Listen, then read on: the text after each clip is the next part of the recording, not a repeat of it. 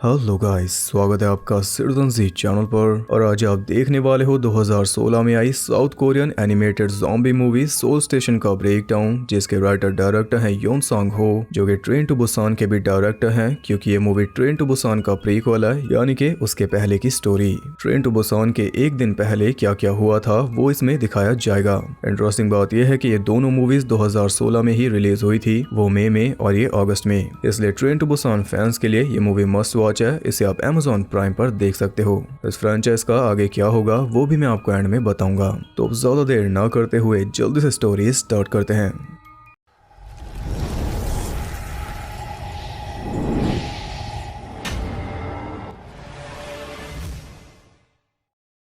Movie के start में हम देखते हैं एक बेघर बूढ़े आदमी को, जिसकी गर्दन से ढेर सारा खून बह रहा था। वो जाकर बैठ जाता है होमलेस लोगों के ठिकाने पर, यानी कि सोल स्टेशन पर, मतलब के साउथ कोरिया की कैपिटल सोल के रेलवे स्टेशन पर। कुछ देर बाद उसका भाई किम उसके पास आकर बैठ जाता है और वो देखता है कि उसकी हालत बहुत ज्यादा खराब थी। तब वो जल्दी से एक शेल्टर होम पहुंचा ताकि उसके भाई को इलाज मिल सके, लेकिन सारे बेड फुल थे क्योंकि कई सारे अय्याश वहां पर पार्टी कर रहे थे। किम ने उनसे रिक्वेस्ट की कि अपना बेड मेरे भाई को दे दो, पर वो नहीं माने। उल्टा उन्होंने किम को मार पीट कर वहां से भगा दिया, क्योंकि उसकी वजह से ये रात स्टेशन पर बिताना नहीं चाहते। कुछ इस तरह का कब्जा वहां पर चल रहा था। अपने भाई के लिए किम हर जगह जाकर मदद मांग रहा था, पर मदद उसे कहीं से भी नहीं मिली, क्योंकि वो एक गरीब बेघर इंसान है। तब आखिर में वो एक मेडिकल शॉप पर पहुंचा पेन किलर लेने, ताकि कम से कम उसके भाई को दर्द से थोड़ी राहत मिले। पर पैसे कम थे, इसलिए थोड़ी गोलियां और एक एनर्जी ड्रिंक लेकर वो वापस पहुंचा, लेकिन तब तक उसका भाई जिंदा नहीं बच पाया।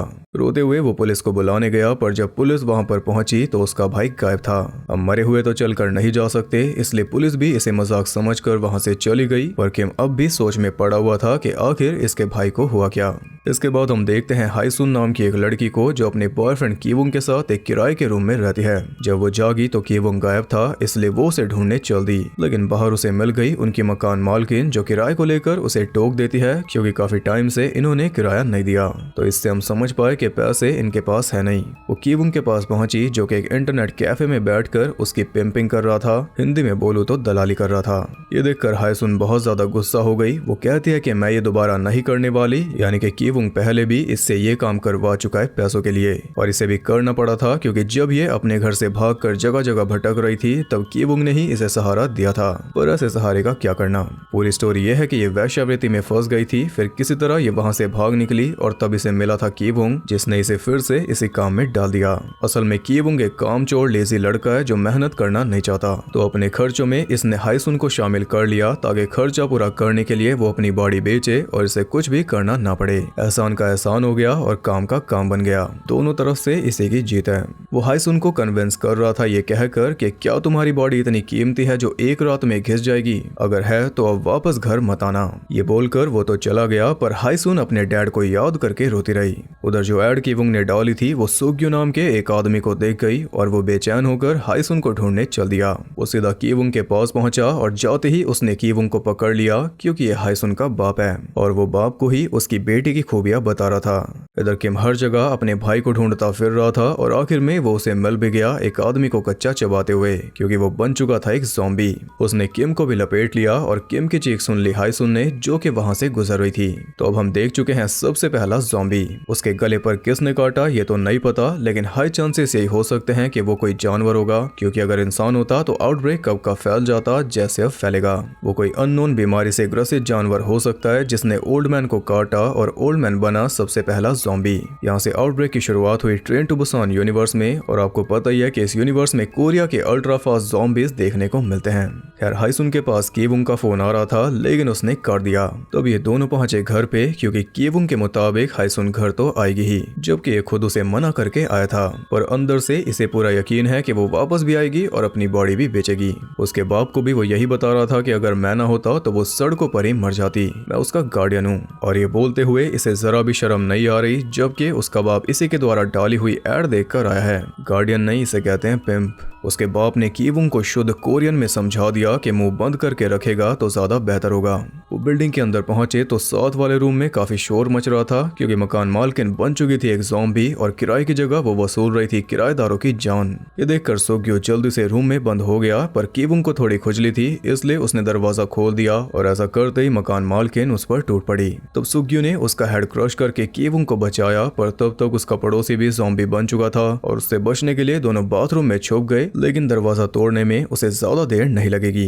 इधर होमलेस होने के बाद हाइसुन पहुंच चुकी थी होमलेस के अड्डे पर, यानी कि स्टेशन पर, जहां पहले से कियास मचा हुआ था। सभी लोग भाग रहे थे क्योंकि उनके पीछे लगा हुआ था ज़ॉम्बिस का झुंड। हाइसुन भी उनके साथ भागने लगी, पर आखिर में उनमें से सिर्फ 4 लोग बच पाए जो सीधा पहुंचे पुलिस स्टेशन। पुलिस उन्हें बाहर निकलने के लिए कह रही थी, पर तभी ज़ॉम्बिस भी अंदर आ गए। एक होमलेस उनका शिकार बना और साथ में एक पुलिस वाला। तब जान बचाने के लिए ये तीनों और एक पुलिस ऑफिसर सेल में बंद हो गए जहां पर ये सेव रहेंगे, लेकिन सिर्फ थोड़ी देर तक, क्योंकि पुलिस वाले को ज़ॉम्बिस ने काट लिया। कुछ ही देर में ये खुद भी ज़ॉम्बी बन जाएगा।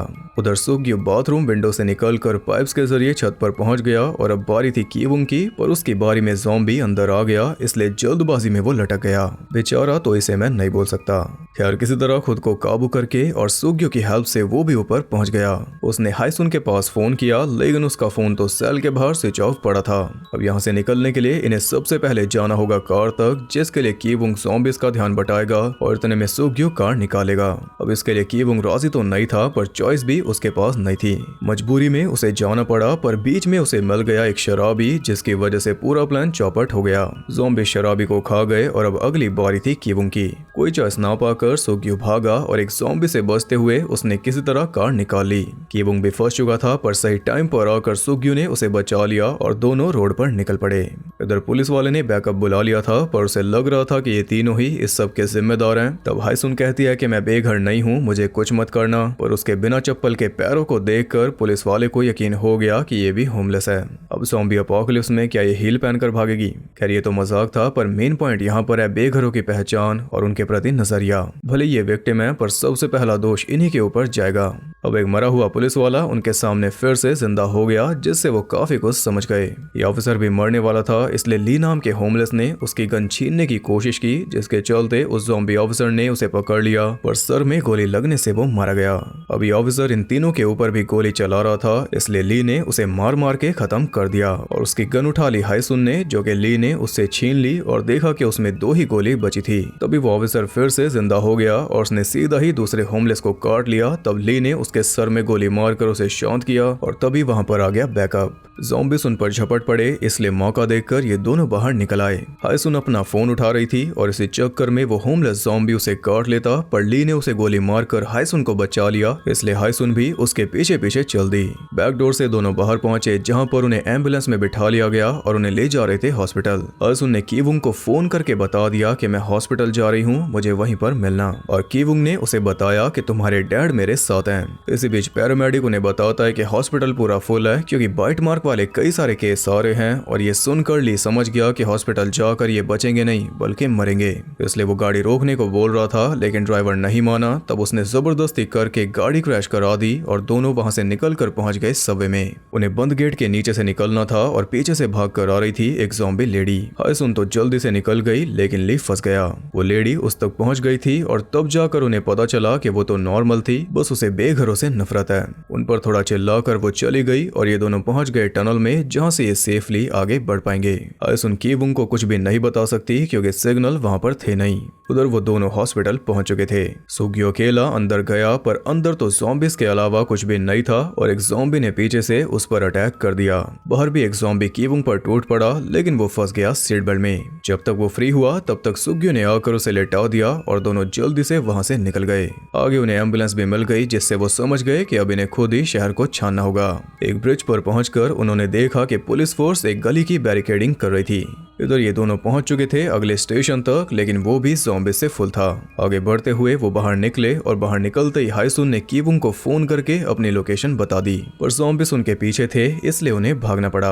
वो हर तरफ से घिर चुके थे और तभी उन्हें दिखाई दी एक सेफ प्लेस। कुछ लोगों ने एक गली को बैरिकेड कर रखा था और अंदर कई सारे लोग सेफ थे। ये दोनों भी अंदर पहुंचे तो इन्हें पता चला कि दूसरी साइड से बैरिकेडिंग की हुई थी पुलिस ने, यानी कि ये सब हैं क्वारंटीन में। अंदर तो आ गए लेकिन बाहर नहीं जा सकते। जो भी ट्राई कर रहा था, पुलिस उस पे वाटर कैनन यूज करके उसे नीचे गिरा देती। ये देखकर तो ये दोनों भी बिखर गए।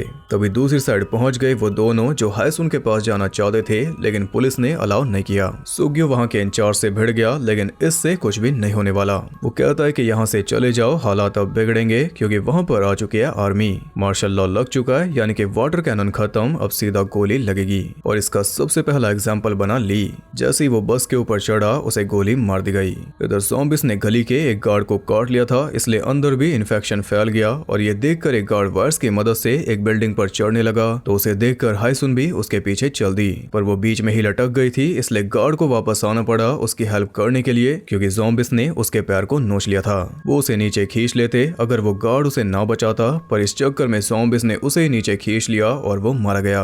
हायसुन जल्दी से उस बिल्डिंग में पहुंची जहाँ पर कई सारे ज़ॉम्बिस उसके पीछे लग गए, इसलिए छत पर जाकर वो दूसरी बिल्डिंग में जाने का ट्राई कर रही थी। और उसके पीछे जितने भी ज़ॉम्बिस लगे थे वो सब एक एक करके नीचे गिरते जा रहे थे। और आखिर में एक ज़ॉम्बी ने उसका बैलेंस बिगाड़ दिया, जिस वजह से वो भी नीचे गिर गई। पर किस्मत से वो गिरी थी एक मॉडल बिल्डिंग में जहाँ पर कोई भी नहीं था। उसने किएबुंग को वहीं पर बुला लिया और जल्दी वो दोनों आ भी गए। सुग्यो को देखकर हायसुन सच में सुन हो गई, मगर प्यार के मारे नहीं बल्कि डर के मारे, क्योंकि ये इसका डैड नहीं है, ये है इसका पिंप जिससे बचकर ये भागी थी। और तब से ये इसे ढूंढ रहा था, क्योंकि अपने साथ ये अपने माँ बाप का पैसा लेकर भागी थी जिस पे कब्जा किया हुआ था सुग्यो ने। अब इसे वो पैसा वापस चाहिए और साथ में हायसुन भी, क्योंकि इसके लिए वो भी पैसे का सोर्स है। ये सुनकर किएबुंग भड़क गया क्योंकि सुग्यो ने उसका यूज किया। तगड़ी वाली आयरनी, उसने मार मार कर किएबुंग की हालत खराब कर दी। तब किएबुंग ने एक चाकू उठाकर उस पे अटैक कर दिया, लेकिन उसने बड़े आराम से चाकू छीनकर उल्टा किएबुंग का गला काट डाला।